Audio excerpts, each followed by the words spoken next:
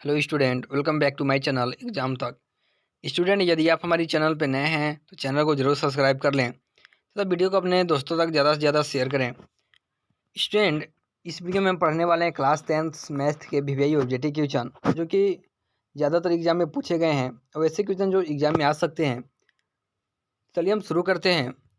हमारा पहला प्रश्न है, किसी वृत्त की स्पर्श रेखा, ठीक है, किसी भी वृत्त की स्पर्श रेखा एक विशिष्ट दशा है, ठीक है, जब संगत जीवा के दोनों सिरे क्या हों। ठीक है, पहले यहाँ से हम क्वेश्चन को अच्छे से समझते हैं।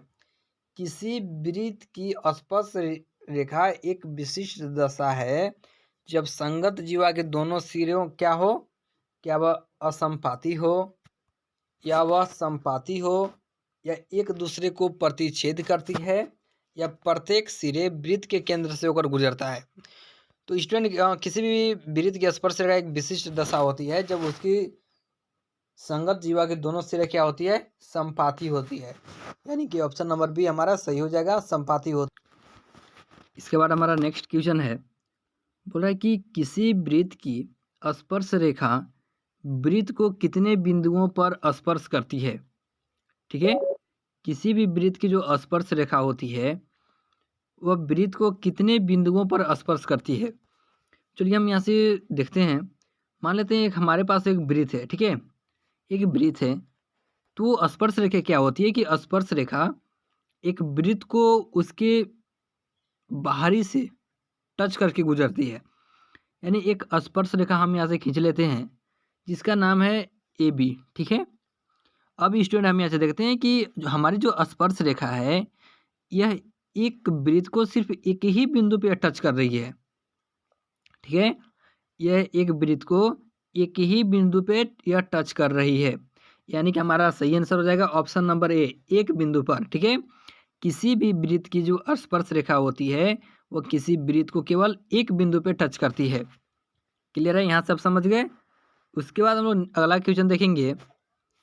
बोला कि वृत्त एक तल के उन बिंदुओं का समूह होता है जो एक नियत बिंदु से क्या करते हैं, अचर दूरी पर होते हैं, या चर दूरी पर होते हैं, या किसी दूरी पर नहीं होते हैं, यह दूरी शून्य होती है। तो वृत्त एक तल से उन बिंदुओं का समूह होता है जो कि एक अचर दूरी पर होते हैं। ठीक है, यानी ऑप्शन नंबर ए आपका सही हो जाएगा, यह अचर दूरी पर होते हैं। क्लियर है। इसके बाद हम अगला क्वेश्चन देखेंगे। नेक्स्ट क्वेश्चन हमारा है, बोल रहा है कि वृत्त के एक बिंदु पर केवल खींची जा सकती है। वृत्त के एक बिंदु पर खींची जा सकती है। इस क्वेश्चन का आंसर मैंने आपको पहले बता चुका है। तो यहाँ से पहला ऑप्शन है हमारे पास दो स्पर्श रेखाएं, या तीन स्पर्श रेखाएं, या अनंत स्पर्श रेखाएं, या एक स्पर्श रेखा। तो सबसे पहले हम यहाँ से एक डायग्राम बना लेते हैं। मान लेते हैं हमारे पास एक वृत्त है।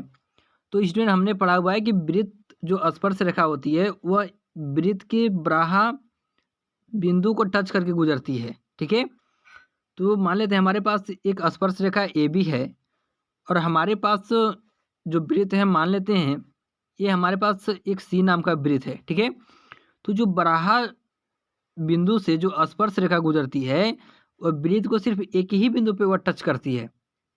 ठीक है, यानी कि हमारा सही आंसर हो जाएगा ऑप्शन नंबर डी, एक स्पर्श रेखा। यानी वृत्त के एक बिंदु पर केवल एक स्पर्श रेखा ही खींची जा सकती है। क्लियर है। नेक्स्ट क्वेश्चन देखेंगे हम। हमारा अगला क्वेश्चन है कि दो प्रतिच्छेदी वृत्तों की उभयनिष्ठ स्पर्श रेखाओं की संख्या है। ठीक है, दो प्रतिच्छेदी वृत्तों की उभयनिष्ठ स्पर्श रेखाओं की संख्या कितनी होती है, दो। यानी ऑप्शन नंबर बी हमारा सही हो जाएगा। इसके बाद नेक्स्ट क्वेश्चन देखेंगे हम लोग। अगला क्वेश्चन हमारा है, बोला कि दिए आकृति में पीटी स्पर्श रेखा है। ठीक है, पीटी जो है वह एक स्पर्श रेखा है और क्यू आर एक व्यास है। ठीक है, क्यू आर एक व्यास है। तो बोला कि कोण आर पी टी, ठीक है, कोण आर पी टी यानी पी का जो कोण है वो 50 डिग्री है। तो कोण क्यू आर पी का वैल्यू कितना होगा, यानी कोण आर का मान कितना होगा।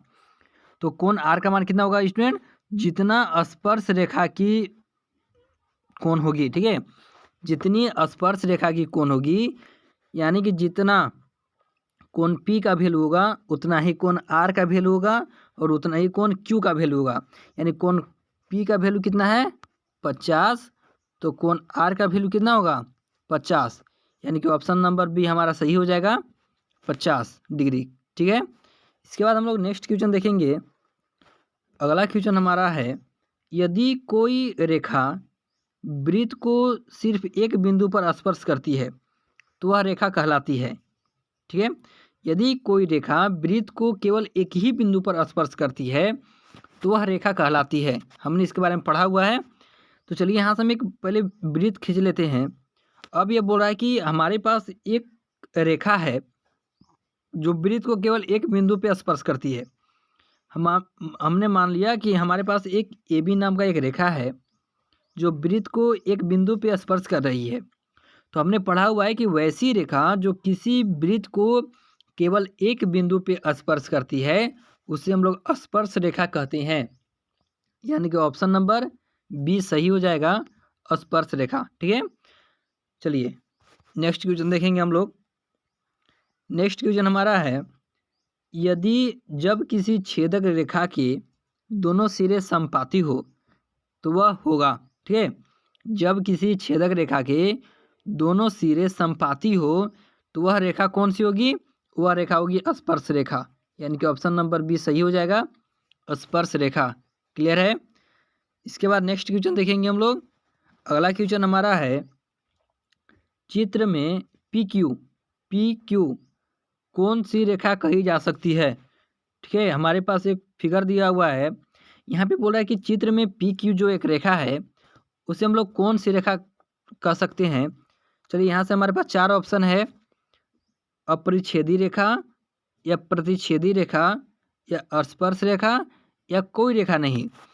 तो ये हमारे पास जो पी क्यू जो रेखा है इसे हम लोग बोल देंगे प्रतिच्छेदी रेखा। कौन रेखा, प्रतिच्छेदी रेखा, ठीक है। क्योंकि ये क्या कर रही है, वृत्त को प्रतिच्छेद कर रही है, ठीक है। क्या कर रही है, वृत्त को यह प्रतिच्छेद कर रही है। यानी कि हम पी क्यू को क्या बोलेंगे, प्रतिच्छेदी रेखा,